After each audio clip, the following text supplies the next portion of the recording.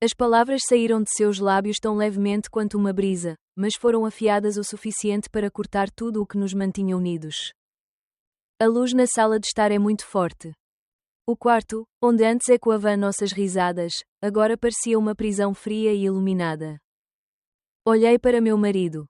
O homem que eu acreditava que me protegera do mundo, ficou ali. Em silêncio, olhando para mim como se eu fosse uma estranha. Ela, sua filha, estava bem ao lado dele. Com os olhos brilhando falsamente e os lábios tremendo no momento certo. Um bom ator em uma peça cujas falas eu ainda não tinha aprendido. Alina, pare. Arrume suas coisas. Eu, não posso continuar assim. Eu ri. Não porque era engraçado, mas porque eu não conseguia acreditar no que estava acontecendo. Ele não perguntou. Nem uma única pergunta. O que aconteceu? Apenas acredite na garota. Uma pessoa que nunca escondeu seu desprezo por mim nos últimos 2 anos. Você está me afastando, por causa dela. Não por isso. É porque preciso de paz. Pacífico. A palavra soou como um veredito. Paz para você e para mim. Só barulho para dissipar. Olhei ao redor da casa, cada canto. Cada pequena coisa tinha minha marca. A moldura da foto do casamento. A xícara de café que ele gostava. O cobertor que tricotei para o nosso primeiro inverno. De repente, tudo parece estranho. De repente tornou-se evidência num caso que não tenho permissão para defender. Não me lembro de quantas camisas dobrei ou de quanto tempo levei para fazer minha mala. Só lembro das minhas mãos tremendo toda vez que toco nas memórias. Cada item que coloco na minha mala é como uma parte da minha alma enterrada viva. Ela ficou na escada, me observando passar com um sorriso irônico. Um sorriso vencedor. Um garoto de 20 anos acha que assumiu o trono. Quando a porta se fechou atrás de mim, o vento noturno atingiu meu rosto como um tapa. Fiquei ali, no pátio escuro, ouvindo as risadas vindas de dentro. Não houve risadas altas, apenas risadinhas, o suficiente para perceber que eles estavam aliviados por eu ter ido embora. Naquela noite, saí de casa, mas uma parte de mim morreu ali. Arrastei minha mala pela rua, cada passo ecoando no chão de pedra molhada como uma batida de coração abafada. Alguns dizem que traição é quando alguém decide acreditar no pior sobre você sem perguntar o porquê. E eu aprendi isso, bem na minha própria casa. Mas ainda não sei às vezes. São os momentos em que somos empurrados para fora de portas familiares. Foi então que o mundo abriu outra porta. Um portal para a versão mais forte de si mesmo. Daqui a 3 semanas, eles vão desejar nunca ter-me traído. Naquela noite, o silêncio foi a única coisa que me segurou. Naquela noite, o silêncio foi a única coisa que me segurou. O pequeno quarto do meu amigo fica no 3º andar de um prédio antigo. A parede pintada de marfim estava descascando em pequenas manchas. No teto, o ventilador gira tão lentamente que quase não cria vento. Coloquei minha mala no chão.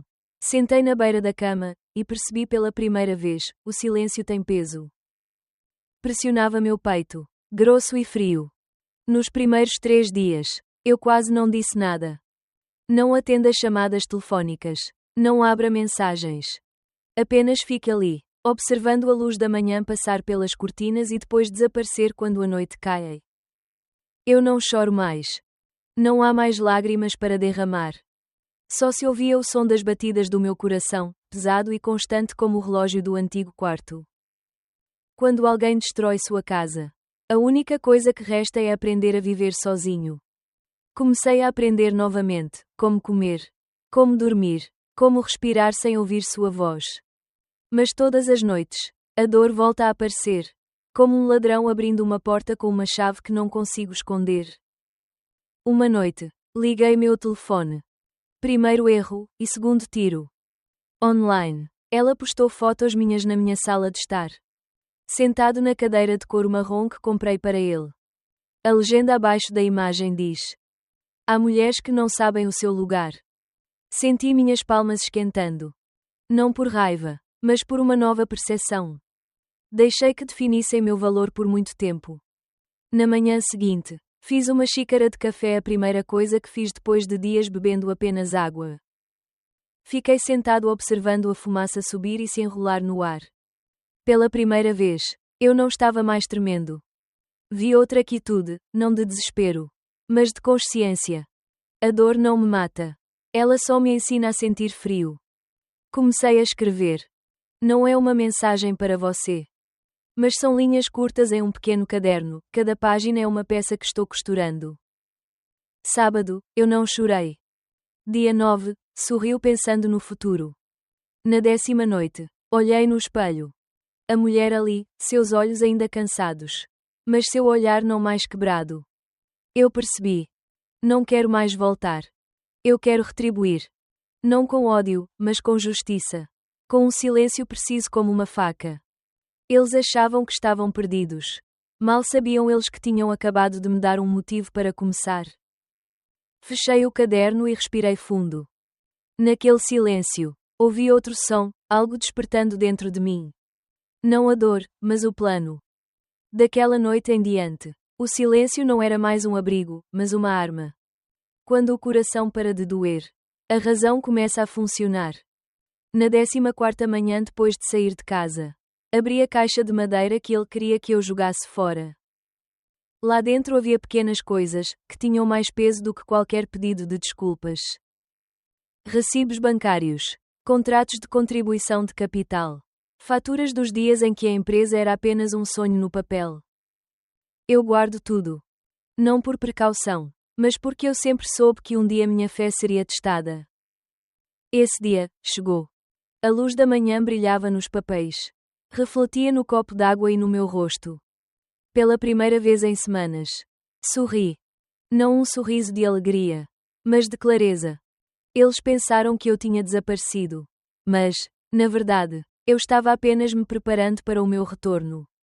Naquela tarde, liguei Maria, uma velha amiga, uma advogada que ajudei quando ela começou seu negócio.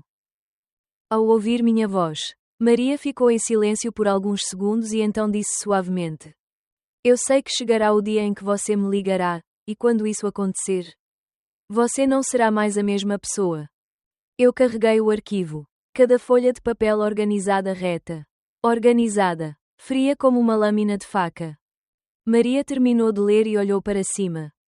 Você tem evidências suficientes para destruí-lo. Eu apenas respondi suavemente. Não quero destruí-lo. Só quero que ele saiba como é ser abandonado. Quando assinei a primeira procuração, minha mão não tremeu. Percebi que a voz dentro de mim, a voz que estava implorando. Que estava fraca, havia-se silenciado. Em vez disso, há concentração absoluta. Vingança não é raiva, é cálculo. Maria e eu passamos dias analisando cada investimento, cada assinatura, cada evidência. Ele costumava pensar que eu era apenas uma esposa apenas no nome. A mulher da cozinha e das noites silenciosas. Mas cada centavo que invisto, cada decisão que apoio, deixa um rastro legal. E agora, cada um desses traços se torna uma faca fina, afiada e válida. Naquela noite, quando saí do escritório de advocacia, chovia levemente em Lisboa. Cada gota caindo no chão é como uma batida na porta do destino. Olhei para o céu cinzento e disse para mim mesmo. Ele achou que estava me expulsando de casa. Mal sabia ele que tinha acabado de abrir a porta do seu próprio inferno. Não me vejo mais como vítima. Eu sou a tempestade que eles criaram acidentalmente. 3 semanas depois, ele bateu à minha porta. E pela primeira vez, eu estava pronta para ele. Às vezes, o destino não grita, ele apenas bate à sua porta. 21 à tarde. O céu em Lisboa estava cinzento. Como se a própria cidade estivesse prendendo a respiração. Ouvi uma batida na porta, 3 batidas. Lentas, constantes, assustadoramente familiares. Quando abri a porta, lá estava ele. Camisa cansada e amassada, olhos fundos. Não é mais o homem que acreditava que controlava tudo. Ele olhou para mim como se estivesse procurando uma versão antiga, a mulher que havia preparado o jantar e que havia perdoado silenciosamente. Mas essa pessoa morreu na mesma noite em que você me expulsou de casa. Talvez seja hora de eu voltar. Dissemos muitas coisas que não deveríamos ter dito. Basta pedir desculpas e tudo ficará bem novamente. Olhei para ele. Ria baixinho. Não de desprezo, mas de pena. Então entreguei a ele um envelope branco, com os cantos dobrados cuidadosamente. Exatamente como eu estava sentindo naquele momento. Ele abriu e seus olhos percorreram a linha superior. Divórcio. Sua expressão mudou imediatamente, surpresa. Depois raiva. Depois, medo. Você está louco. É isso que você quer? Respondi suavemente, sem levantar a voz. Não. É isso que você merece. Ele tentou sorrir, um sorriso defensivo. Não seja boba, Alina. Sem mim, você não é nada. Aproximei-me, sem tirar os olhos dele. E eu não sou nada sem a mulher que um dia manteve meu mundo unido. Sua voz se elevou, frustrada, como a de um animal encurralado. Ela é minha filha. O que você quer que eu faça? Ignore-a. Aquela frase foi como uma faca cega, não o suficiente para matar, mas o suficiente para reabrir uma velha ferida. Olhei para ele, mas não estava mais com raiva. Apenas sobriedade absoluta. Não, eu só quero que você seja meu marido, antes de ser o pai da criança. Por um momento, ele ficou em silêncio. Os olhos dele dispararam para as escadas, e então ela apareceu. Exatamente como eu suspeitava. Túnica de seda, queixo alto, olhar desdenhoso. Ótimo pai, deixa ela ir. Ela é só invejosa e inútil. Eu não disse nada. Apenas a encarou diretamente nos olhos, frio como metal. Então ele disse suavemente, o suficiente para ambos ouvirem. Ela ganhou o pai, mas perdeu o homem. Por um momento, apenas um momento, vi medo cruzar seus olhos. Não tenho medo de me perder. Mas tenho medo de perder todos. Ele sabia que desta vez não havia como voltar atrás. Dei um passo para trás e fechei a porta suavemente. O som de clique foi seco e decisivo, como o fim de um capítulo antigo. Lá fora, o som da discussão deles irrompeu, caótico, sobreposto e fragmentado. Quanto a mim, estou lá dentro, respirando lentamente. Sem tremer, sem chorar. Apenas silêncio. O silêncio é minha força agora. Encostei-me à porta e fechei os olhos. Eu sei que, a partir deste momento, a roda do destino começou a girar.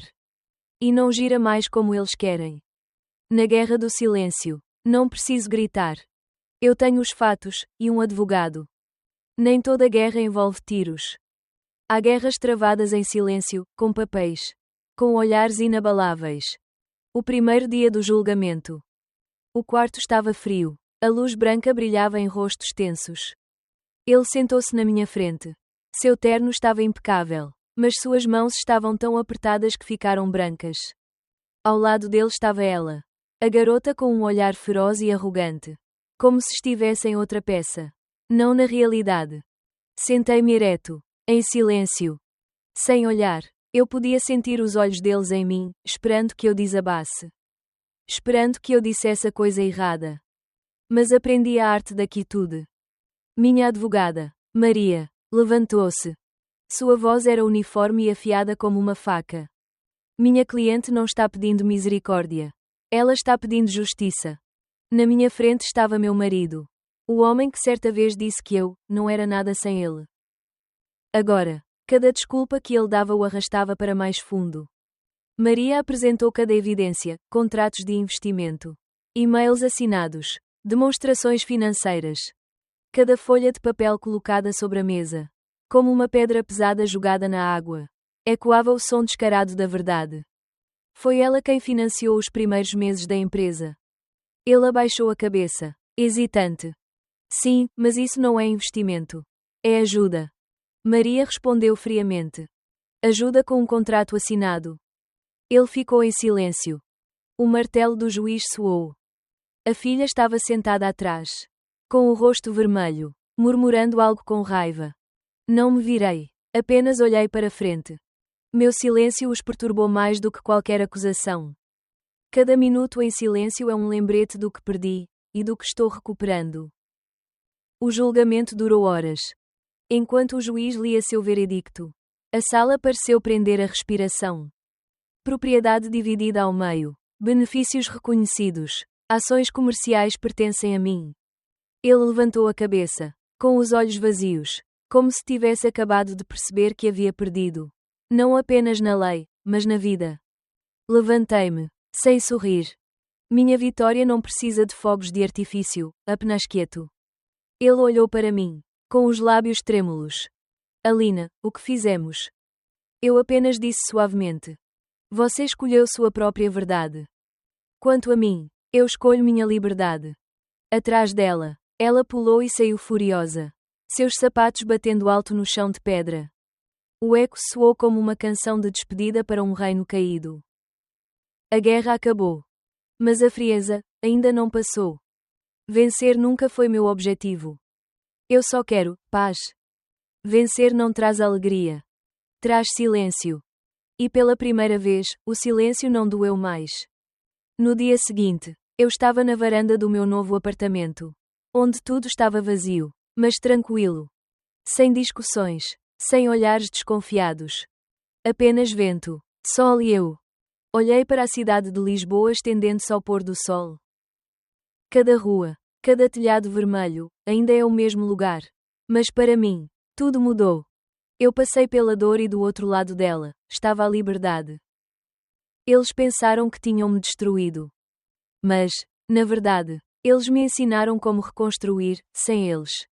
Abri a caixa de madeira uma última vez. Documentos antigos, recibos, contratos, tudo antes ferramentas de vingança. Agora apenas ruínas. Eu os queimei, um por um. O fogo não queimava intensamente, queimava devagar. Limpo, constante, como as batidas do meu coração agora. Uma semana depois, Maria e eu concluímos as formalidades finais. Todos os meus bens são transferidos para Fundo Aurora, fundo de bolsas de estudo para mulheres abandonadas e abusadas. Eu não apenas escapo da escuridão, eu deixo luz para que outros encontrem seu caminho. A vingança acabou. Agora eu só quero justiça para as mulheres que ainda não conseguem se manifestar. O boato chegou até mim. Ele vendeu a casa para pagar suas dívidas. A filha foi embora, após uma última discussão que foi ouvida por toda a vizinhança.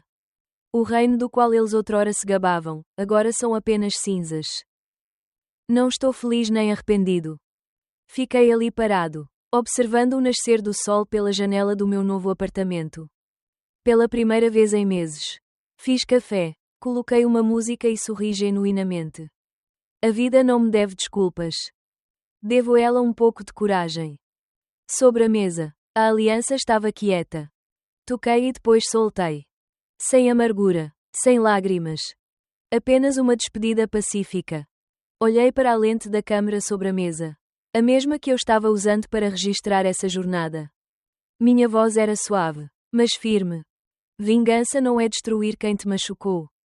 É sobreviver tão bem que o passado não te reconhece mais. Desliguei a máquina, sorrindo levemente. Do lado de fora da janela, Lisboa estava iluminada. E eu sei, este não é o fim. Isto é só o começou o recomeço. Começo. Se você já foi traído, lembre-se. Você não precisa destruir ninguém para vencer. Apenas comece de novo.